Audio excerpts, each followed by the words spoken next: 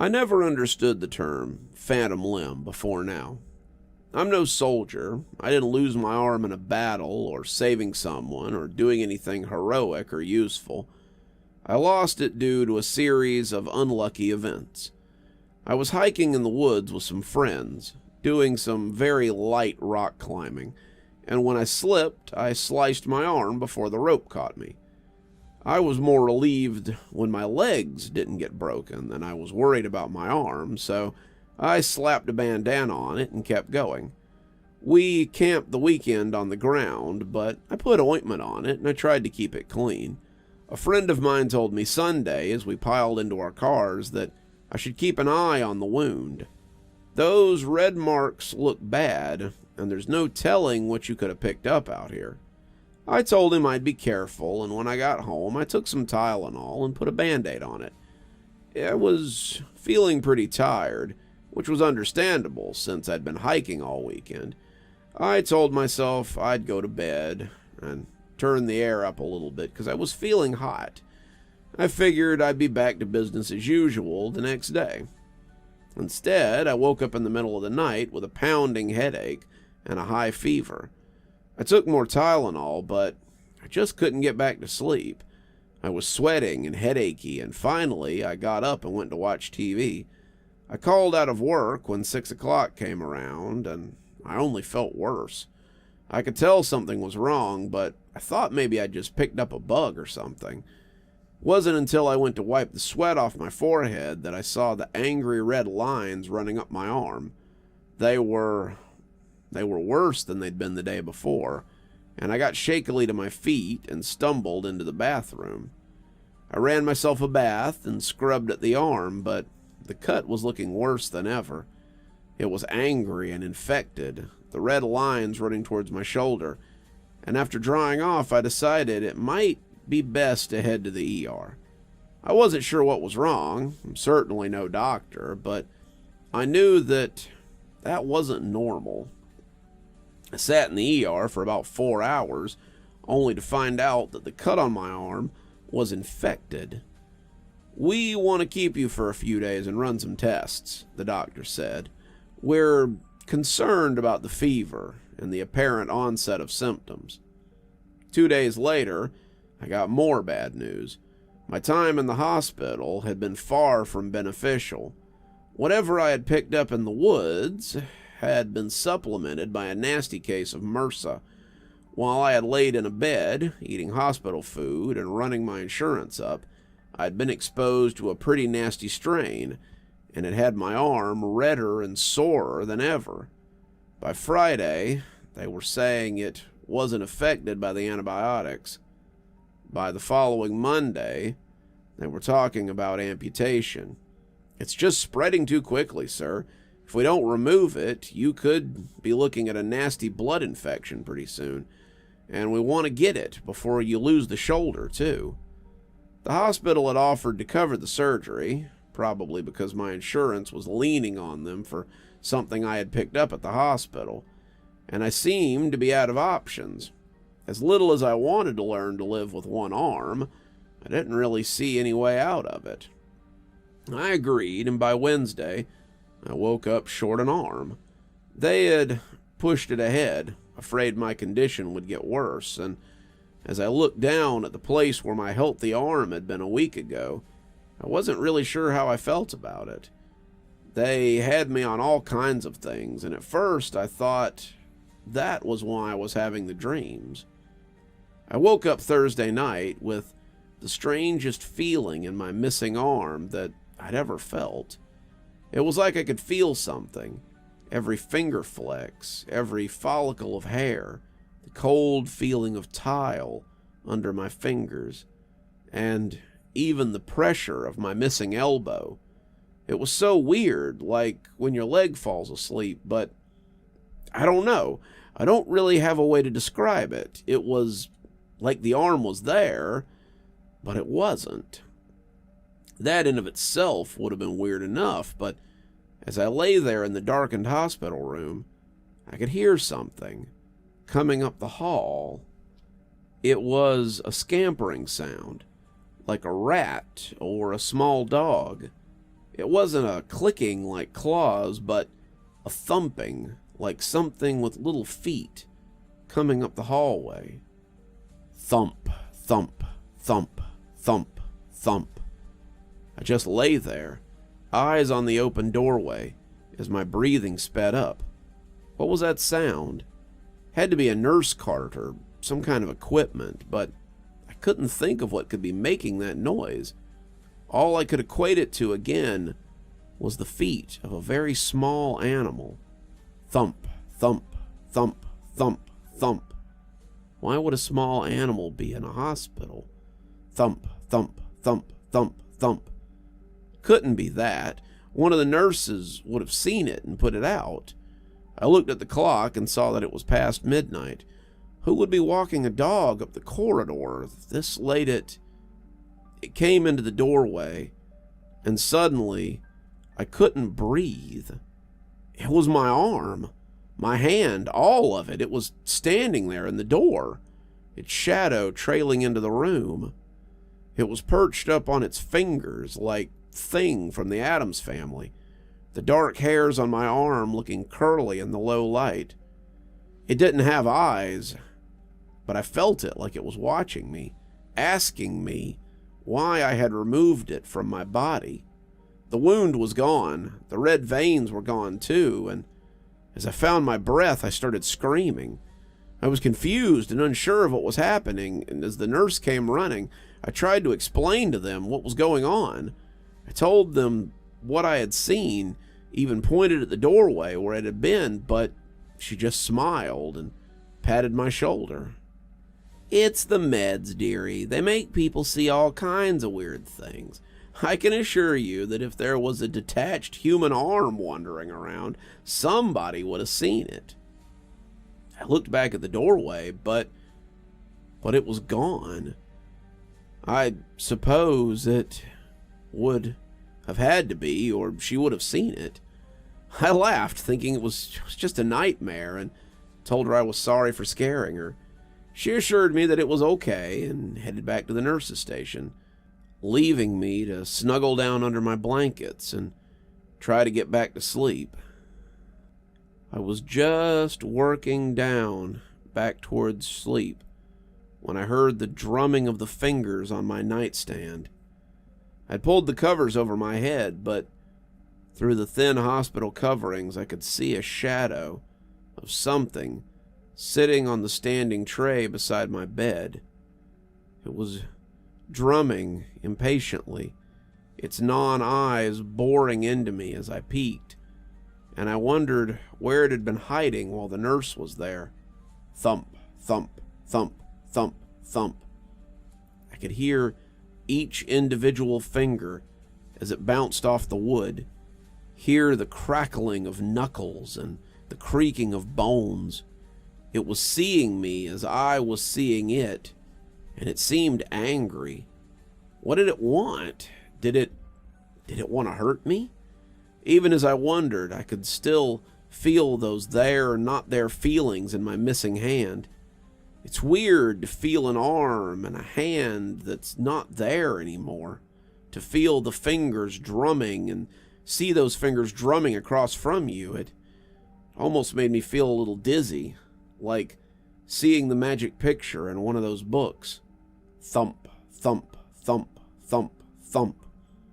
I hunkered under my blanket, the old bastion of protection from the monsters, and wondered how long I'd have to hide here. Was someone going to come in and see the hand as it drummed there? Could they see it? Surely it couldn't be real. I was imagining things. I was having an adverse reaction to the medication or something. I'd wake up and discover that this was all a dream. I'd wake up and find out that all of this had been a dream, and I was still out camping with my friends. I waited to wake up or to have a nurse come in, but the longer the drumming of those phantom fingers went on, the less sure I was that it was a dream. What if I had angered my arm by having it removed? What if this was just my life now? My head was pounding, and I felt like my vision might be blurry. I wasn't well. This couldn't be real, but the longer I lay there trying to convince myself of that, the louder the drumming became. Thump, thump, thump, thump, thump. I was getting frustrated. My teeth were grinding together as the drumming of those fingers grated at me. I couldn't take it much longer. It was just a hand. I still had one of them, and I wasn't going to let it torment me for no reason. I threw the covers back, waiting for it to just vanish once I was giving it my full attention. But it remained substantial. It was a slightly tanned arm, covered in coarse black hair, glaring at me with its lack of eyes. "What?" I growled. "What do you want? Why are you here?" Our staring contest was cut short, however, as the lights came up suddenly, and I heard someone coming in through the front door. "Good morning. How are you feeling this morning?" I turned to see my doctor coming in, and I realized it was no longer gloomy in the hallway. The sun was coming up now, a pink line against the window, and when I glanced back at the nightstand, the hand was gone. "Are you okay?" she asked, putting a hand to my forehead. "You do feel warm. Are you feeling dizzy at all?" She looked into my eyes, but before I could answer, there was a sound like fingertips on glass. Thump, thump, thump, thump, thump. I looked up, and there it was. It was behind the glass, standing on the edge of the windowsill, with nothing below it but pavement. The wind was rustling those arm hairs, but it was the lack of eyes that kept boring holes into me, that drove me to the edge. The doctor jumped when I started screaming, pointing at the window as she called people in to restrain me. I was flailing, pointing at the window and trying to articulate what I was seeing, but they didn't care. The orderlies had my remaining hand in restraints pretty quickly, and they were administering something into my IV to help with my fever. "You're too hot," the doctor was saying, trying to calm me down. You've got a fever. We've got to get your fever down before it does you harm. Just relax. Nothing's going to hurt you. You're in a safe place." I wanted to believe her, but I was just waiting to feel the fingers of that disembodied hand wrap around my neck. The next few days are kind of a blur. I would wake up and find the hand at the foot of my bed. I would wake up and find it on my bedside table. I would wake up and find it gone, but then suddenly it would be right beside me.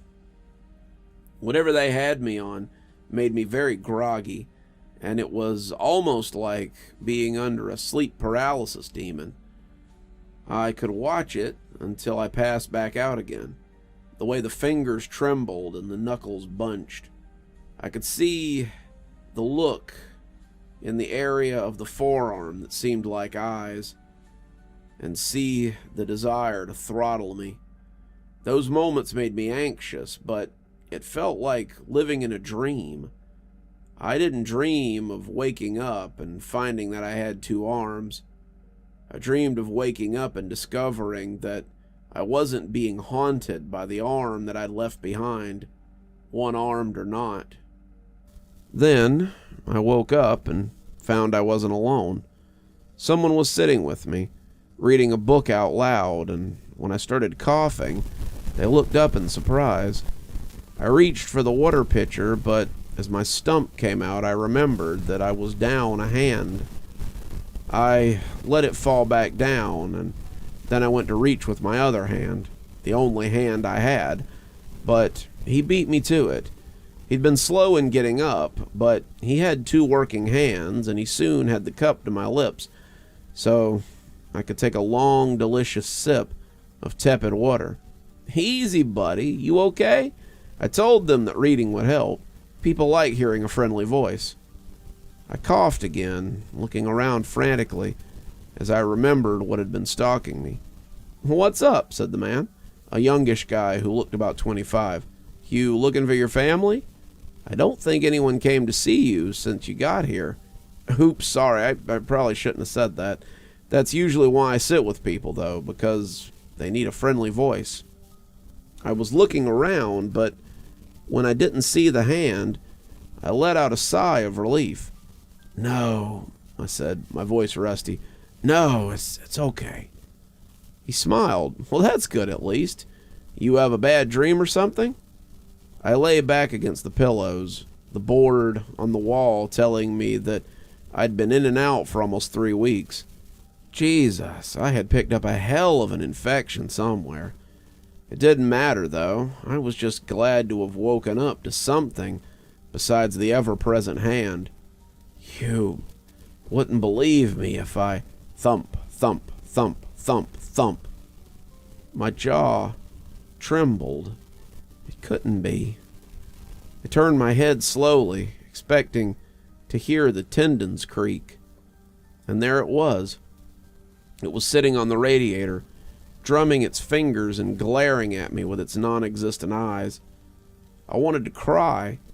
I wanted to scream, but when the man turned my head to look at him, I felt little beyond surprise. I find it's better to just ignore them. I'm guessing it's the arm, right? Is it watching you? I nodded before I could stop myself. Yeah. How did you know? He smiled, thumping his leg with the book he'd been reading. Got one of my own. Lost it in Iraq. I had a grenade hit me in the foot, and luckily I got about 2 steps away before it went off. Lost the foot, most of the knee, but I got to keep my eyes, and I lived. I was shocked. Wait, you can see it too? He made a weird noise and then shook his head.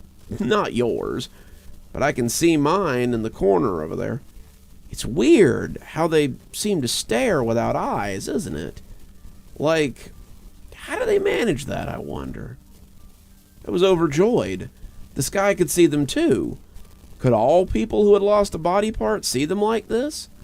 How long did it last? I remembered what he had said and wondered if it ever ended. Don't worry, he assured me, taking his seat again. You just get used to it after a while. They never go away, at least none of the guys in my support group have had theirs go away. But you get used to it. I'll get you one of their cards if you like. It's nice to have people who know what you're going through. But why is it still here? I almost begged, desperate for answers. No one really knows. They've been part of us all our lives, so I guess it makes sense for them to stay close.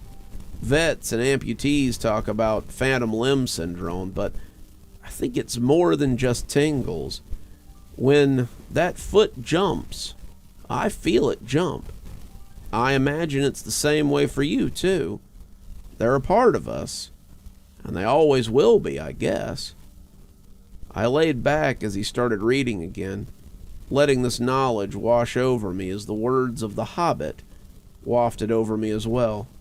On the radiator, the hand still drummed its fingers and scowled with its lack of eyes. As I lay there ignoring it, I supposed I might as well take his advice to heart. I supposed I would always be haunted now. Haunted by this phantom limb. You're still here. Thanks for stopping by. Dr. Plague here. Always a pleasure to see all my new and old viewers coming by for another one of my spooky tales. If you'd like to support the show, you can always take part in one of our channel offers through Fume or Aura, or you can just click on another video when they come up. I'd really appreciate it. For our newer viewers, we also have lots of playlists and other things if you'd like to get caught up. I know some of my series have been going on for quite a while.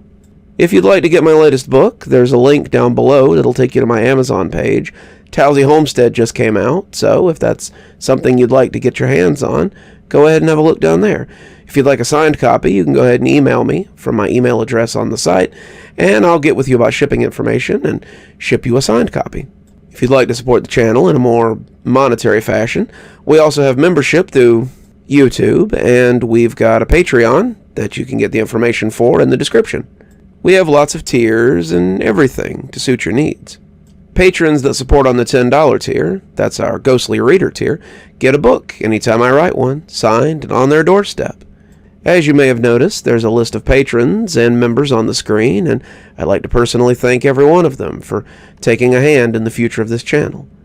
Well, that's enough for tonight. Dr. Plague, signing off.